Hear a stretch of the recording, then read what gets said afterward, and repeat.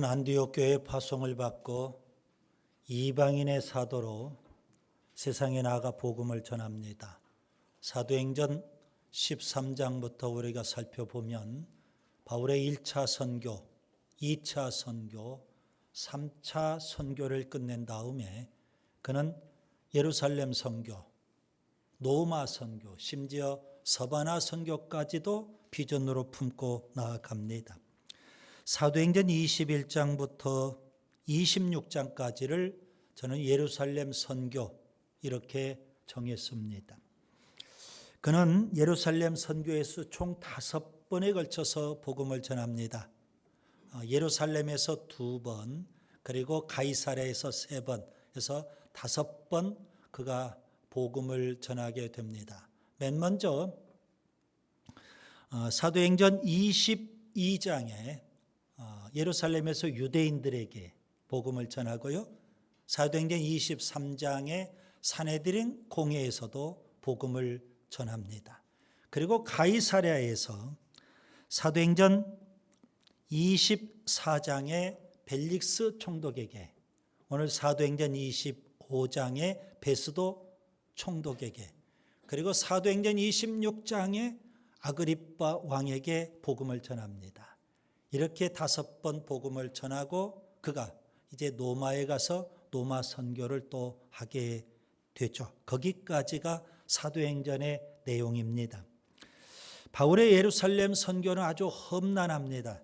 사도행전 21장에 보면 그가 예루살렘에 도착했을 때 그의 얼굴을 알아본 유대인들이 아시아에서 온 유대인이라고 했습니다. 그들이 예루살렘에 있는 유대인들을 선동을 합니다. 그래서 바울을 죽이기 위해서 집단 폭행을 가하고 있죠. 사도행전 22장에 그들이 산헤드린 공회에 바울을 고발해 버립니다. 사도행전 23장에는 이런 사람들까지 있었습니다. 바울을 죽이기 전에는 먹지도 아니하고 마시지도 않겠다, 그렇게 맹세를 하고 동맹을 맺고 그리고 당을 짓는 그런 사람들이 40여 명이나 되었다는 겁니다. 그들은 음모를 꾸미죠. 산헤드린 공회를 이용해서 음모를 꾸밉니다. 매복하였다가 바울을 쥐도 새도 모르게 제거해 버리겠다는 겁니다. 그렇게 산헤드린 공회뿐 아니라 유대인들이 바울을 죽이려고 혈안이 되어 있죠. 그런데 아무런 혐의나 증거가 전혀 없습니다. 바울을 잡아 죽일 만한 어떤 혐의나 증거가 없다는 말씀입니다. 한마디로 그들이 산헤드린 공회에 고발한 것 자체가 아주 악의적인 그런 고발이었습니다. 그런데도 불구하고 고발이 됐으니까 재판장 벨릭스가 재판을 하는데 벨릭스도 바울에게 죄가 없다는 것을 뻔히 압니다. 아무런 혐의가 없다는 것 뻔히 압니다. 그런데 그는 바울에게서 뭔가 뇌물 있죠. 돈을 좀 받으려고 흑심을 품습니다. 그리고 고발을 했던 유대인들의 마음을 사기 위해서, 환심을 사기 위해서 죄 없는 바울을 2년 동안 가이사랴 감옥에 수감시켜 놔버립니다. 바울의 입장에서 보면 지금 마음속에는 불타오르는 게 있습니다. 로마 선교, 심지어 서바나까지 가서 내가 선교해야 되겠다는 겁니다. 그런 열정이 불릴 듯 일어나는데 그는 가이사랴 감옥에 딱 갇혀 있습니다. 2년 동안 더 이상 앞을 향해 나아가지 못하고 예루살렘에서부터 가이사랴까지는 왔는데 이제 로마까지 계속 가야 되지 않습니까? 발목이 꽉 붙잡혀 가지고 더 이상 앞을 향해서 나아가지를 못하는 겁니다. 바울의 입장에서 얼마나 답답할까요? 얼마나 지루할까요? 얼마나 힘들까요? 하나님은 왜 가이사랴 감옥에 바울을 2년 동안 수감시킨 채 그대로 놔두실까요? 왜 바울의 발목을 꽉 붙잡아 버렸을까요? 그것도 하나님의 일을 하겠다는데, 로마까지 가서 복음을 전하겠다는데, 심지어 그 시대의 세계관으로 보면 서바나 땅끝까지 가서 복음을 전하겠다는데 왜 바울의 발목을 가이사랴에서 2년 동안 그것도 꽉 발목을 붙잡아 버렸을까요? 그 기간 바울은 도대체 뭘 했을까? 저는 이게 궁금했습니다. 성경을 읽다가. 그래서 지난 시간 바울이 분명 가이사랴 감옥에 수감된 2년 동안 그가 3가지 일을 했을 거다 말씀을 드렸어요. 한 가지는 성경에 나오는 거고 2가지는 우리가 추측해 보는 겁니다. 첫째, 육체의 쉼과 마음의 안식을 누렸을 겁니다.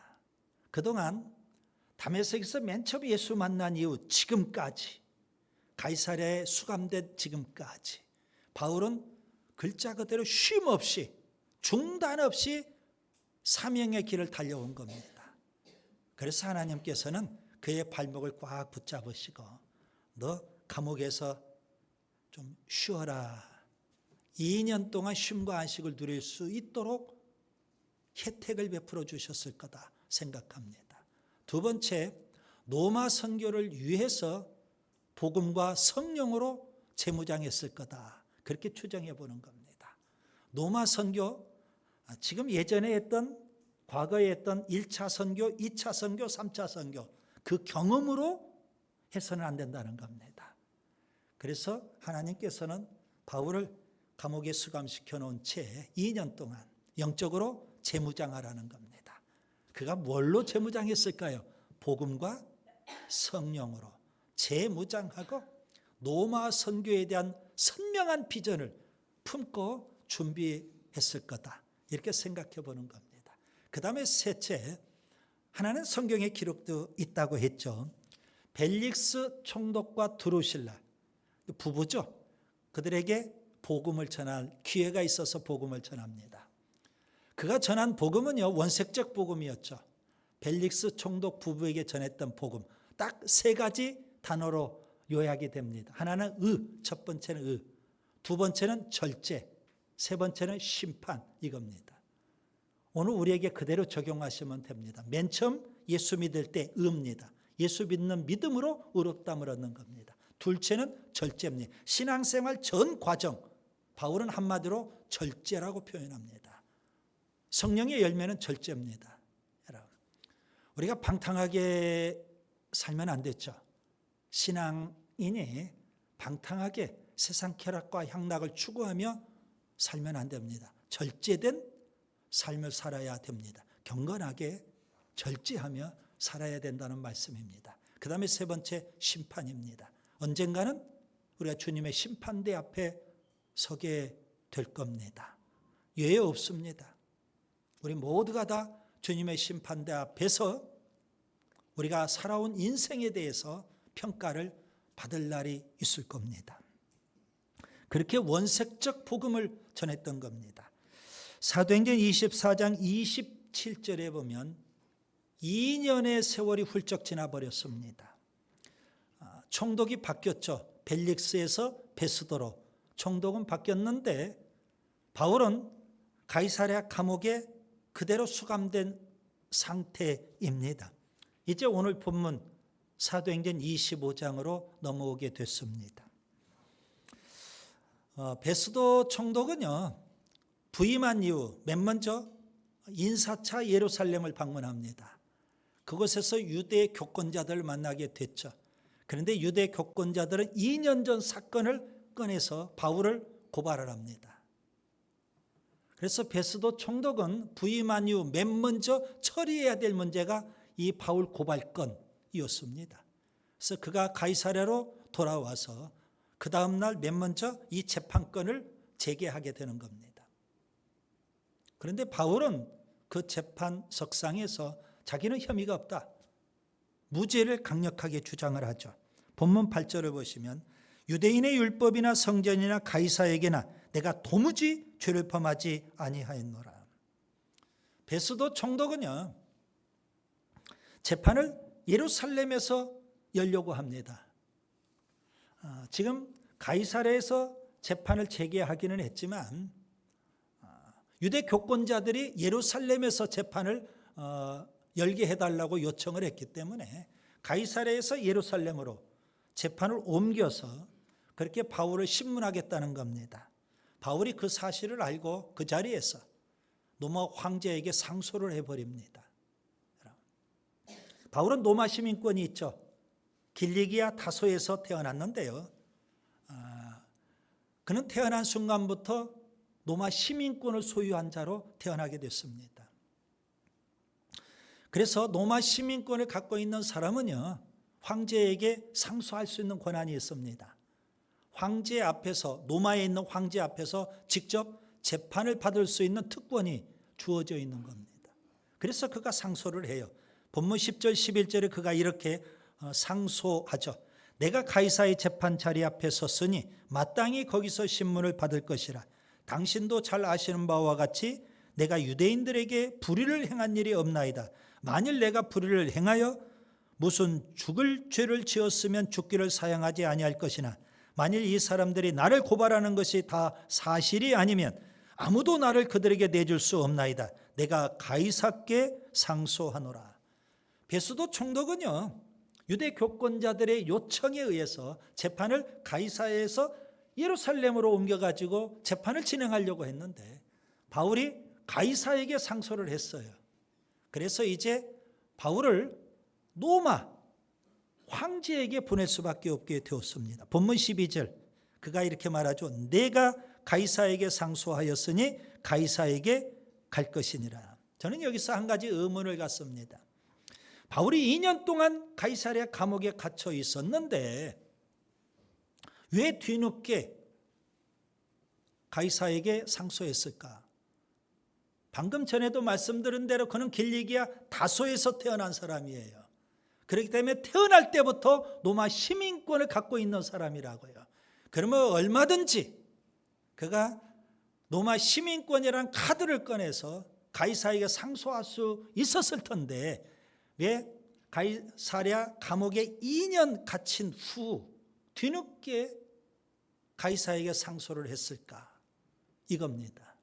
저는 세 가지 이유를 찾아봤습니다. 첫째, 유대인들이 계속 음모를 꾸미기 때문에 그렇습니다. 본문 2절과 3절을 보겠습니다. 대제사장들과 유대인 중 높은 사람들이 바울을 고소할세 베스도의 호의로 바울을 예루살렘으로 옮기기를 청하니 이는 길에 매복하였다가 그를 죽이고자 함이라. 여러분 여기 대제사장들과 유대인 중 높은 사람들, 한마디로 표현하면 유대 교권자들이죠. 하나님을 잘 섬긴다고 하는 유대 교권자들입니다. 그들은 유대교 중에서도 최고의 종교 지도자들이죠. 그들은 바울을 베스도 총독에게 고발하면서 예루살렘에서 재판할 것을 요청합니다. 왜 그랬을까요? 우리가 살고 있는 지역에서 편하게 재판을 진행하겠다는 의도일까요? 아니에요. 그 속에는 음모가 있죠. 바울이 지금 가이사랴 감옥에 갇혀 있는데 만약에 예루살렘에서 재판을 한다면 예루살렘까지 호송을 해야 돼요. 그러면 도중에 매복하였다가 바울을 쥐도 새도 모르게 제거해버리겠다는 겁니다. 뭐 재판할 것도 없어요. 그 전에 바울을 제거해버리겠다. 그렇게 음모를 꾸미고 있는 겁니다. 누가요? 유대 교권자들이, 유대교에서 최고의 신앙인이라고 하는 유대 교권자들이 지금 그런 음모를 꾸미고 있는 거예요. 그들은 한마디로 하나님을 믿는다고 하지만 하나님 의식이 전혀 없는 사람들입니다. 여러분, 하나님은 우주 만물을 창조하신 하나님, 우리를 창조하신 하나님, 우리보다 우리를 더 잘 알고 계신 하나님, 심지어 그 하나님은 우리의 언행, 심사까지도 다 꿰뚫고 계시는 감찰하시는 하나님 아닙니까? 그런 하나님 앞에서 한 사람을, 죄 없는 한 사람을 쥐도 새도 모르게 매복했다가 죽여버리겠다는 겁니다. 이게 종교인이 할 수 있는 일입니까? 이게 종교인들이 생각할 수 있는 생각입니까? 이게 종교인들이 계획할 수 있는 음모입니까? 하나님 의식이 전혀 없는 거예요. 오늘 우리가 예배당 안에 앉아서 하나님을 예배한다고 하지만 여러분 우리가 하나님 의식을 갖고 얼마나 살고 있는지요. 바울을 잡아 죽이려고 했던 유대 교권자들과 유대인들의 이 음모는 어제 오늘의 일이 아닙니다. 사도행전 23장 12절부터 14절에 보면 2년 전부터 바울이 맨 처음 예루살렘에 올라왔을 때부터 그들은 바울을 집단 폭행해서 죽이겠다는 거고요.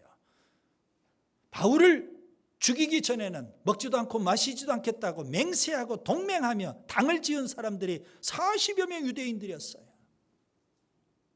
왜 유대 교권자들은, 왜 유대인들은 그렇게 바울을 못 죽여서 안달일까요? 왜 바울을 제거하려고 할까요?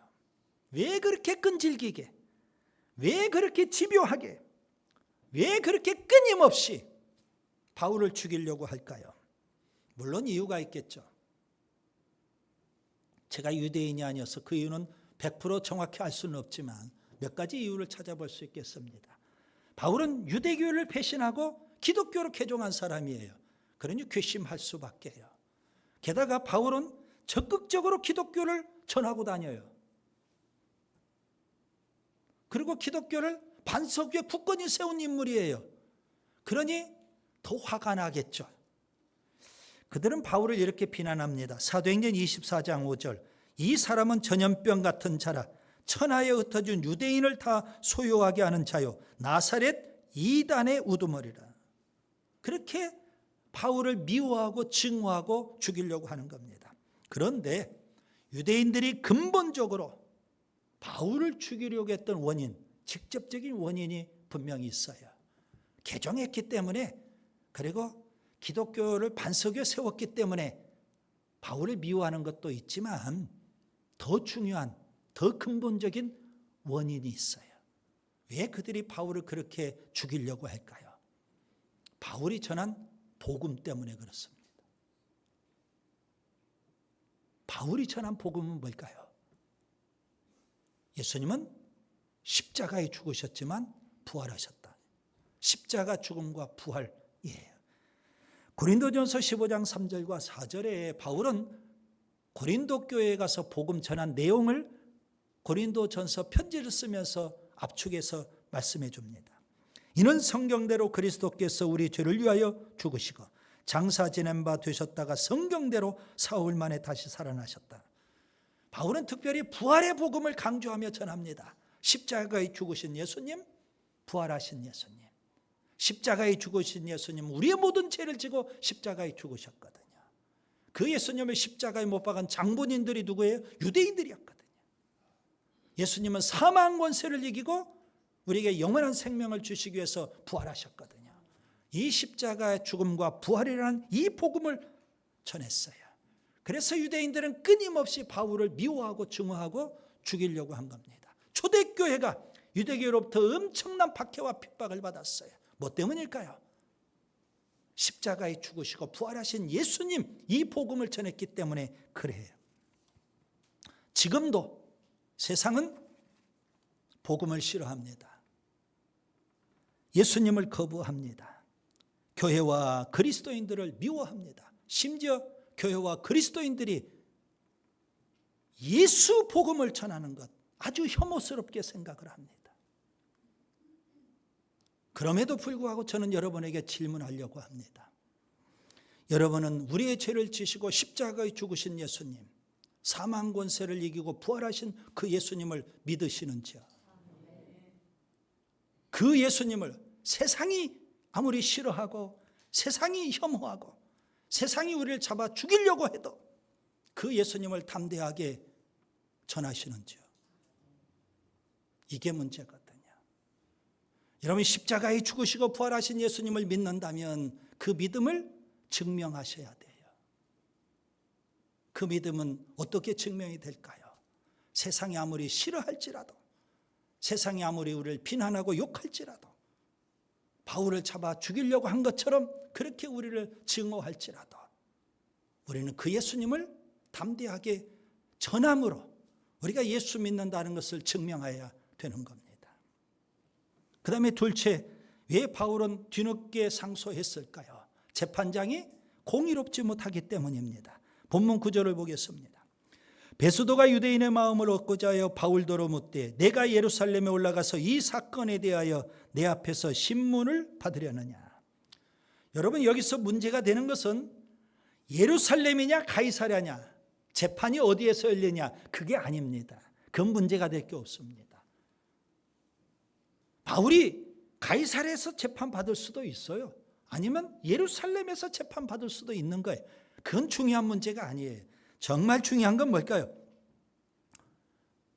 재판장인 베스도 총독이 유대인들의 마음을 얻기 위해서입니다.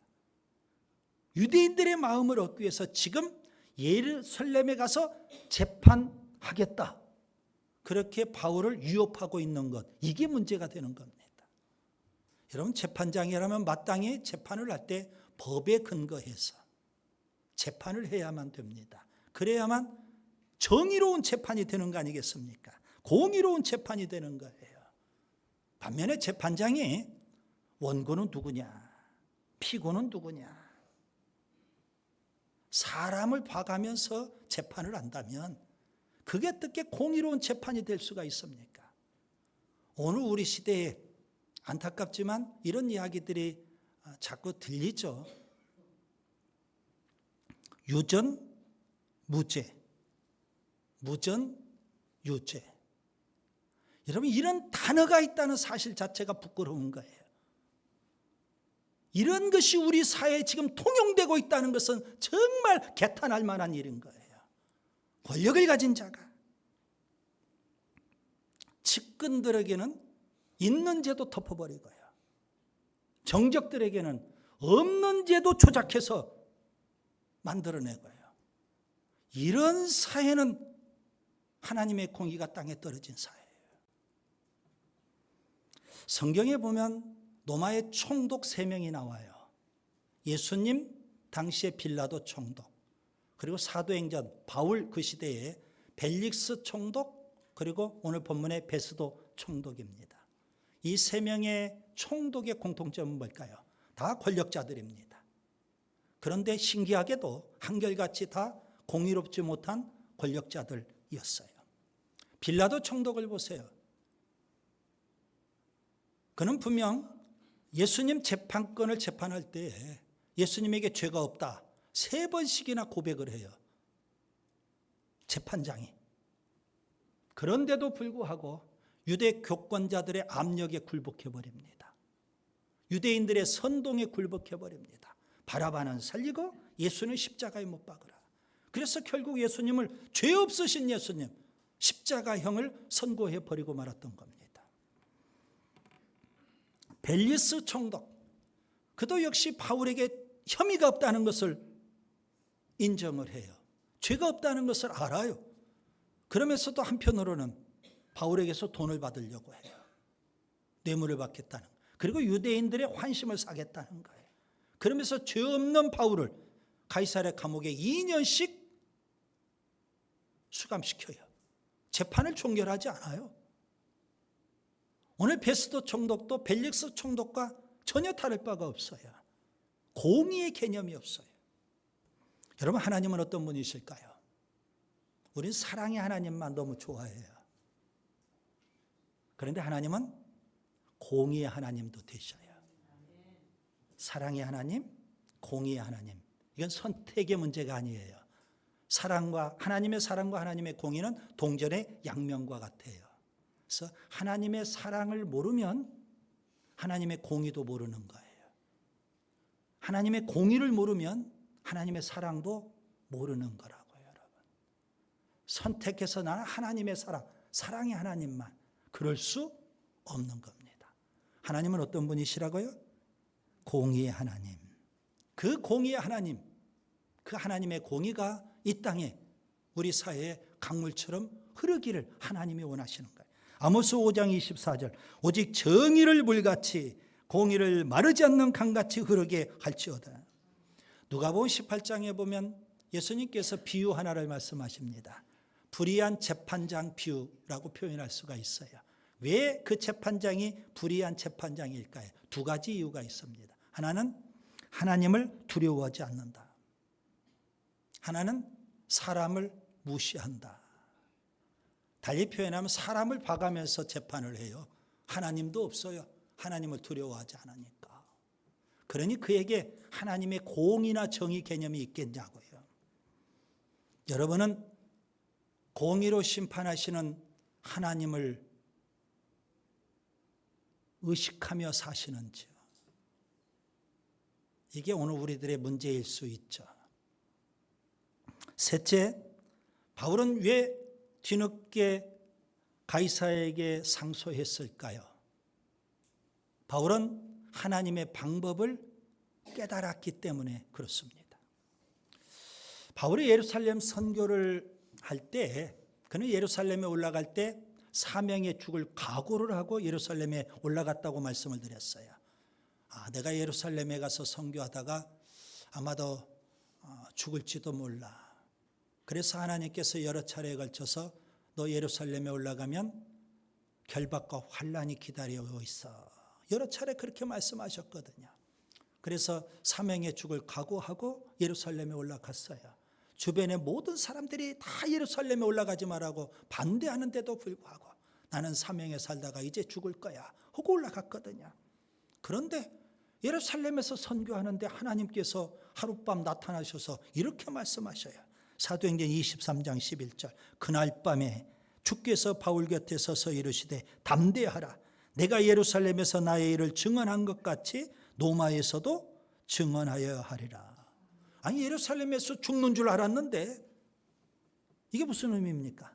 이게 무슨 말씀입니까? 하나님께서 생명을 연장시켜 주셨어요. 그래서 노마까지 갈 수 있다는 거예요. 여러분 사명자의 생명은 하나님 손에 달려있는 줄 믿습니다. 유대 교권자들이 아무리 음모를 꾸미면서 바울을 죽이려고 해도 바울을 죽이기 전에는 먹지도 마시지도 않겠다고 동맹하고 맹세한 사람이 40여 명이 있어도 바울의 생명을 빼앗아갈 수 없어요. 왜요? 하나님이 지켜주시니까. 하나님이 지켜주셔요. 여러분 우리의 생명도 하나님께서 보호해 주시는 줄 믿습니다. 시편 23편 4절 이런 노래가 있습니다. 내가 사망의 엄침한 골짜기로 다닐지라도 해를 두려워하지 않을 것은 주께서 나와 함께 하심이라. 주의 지팡이와 막대기가 나를 안위하시나이다. 아멘. 우리의 노래, 우리의 고백이 될 수 있기를 바랍니다. 바울은 가이사랴 감옥에서 로마 군대의 보호 아래 2년 동안 하나님이 지켜주신 거예요.